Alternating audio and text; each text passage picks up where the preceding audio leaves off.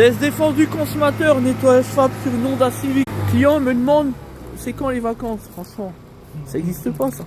On a trop de consommateurs à sauver, franchement. Trêve de plaisanterie.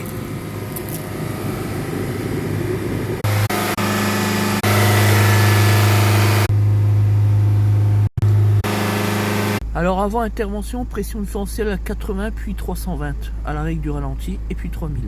Donc là maintenant on va vérifier après intervention avant de lancer un cycle de régénération forcée. C'est déjà un peu mieux, on a 230 au lieu de 320, 240 et 60 au lieu de 80 au ralenti. Allez c'est parti. Procédure activée. On l'a pas montré hier, donc là on fait un point de conclusion sur le véhicule du client, donc là Honda Civic.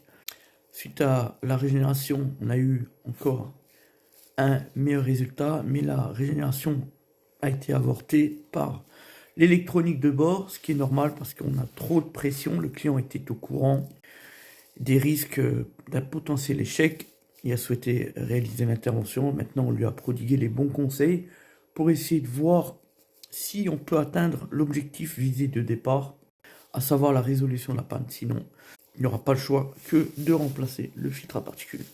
Donc le bon conseil, c'est que lorsque vous avez un voyant moteur allumé, etc., n'attendez pas, intervenez tout de suite, appelez le garagiste de proximité, faites diagnostiquer le véhicule. N'attendez pas parce que derrière, voilà ce qui se passe. Aujourd'hui, la dépollution est un problème de fond, problème de société, parce qu'aujourd'hui, les conditions automobiles ne sont pas opportunes pour permettre aux véhicules, surtout les moteurs diesel, de fonctionner, comme je dirais, finalement, à plein régime. Hein. Même si c'est une image, mais vous avez compris l'idée.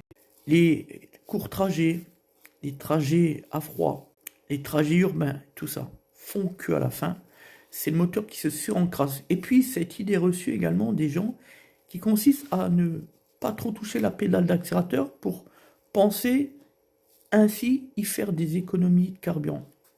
C'est justement l'inverse qui se passe. Donc, le bon conseil, c'est justement de faire les choses en grand, bien rouler, moteur chaud, des gros trajets longs, et chaque rapport, on tire bien haut jusqu'à au moins 3000 tours. Chaque rapport, ça doit être un réflexe systématique. Et puis derrière ça, il n'y a plus qu'à espérer qu'il n'y ait pas de problème de filtre à particules, de surencrassement moteur, etc., etc. Parce que même quand on fait tout bien, ce n'est pas une science exacte. Il peut y avoir existé des problématiques sur cette question-là. Et chacun le sait, c'est comme en médecine, c'est comme partout, bref. Voilà pour les bons conseils.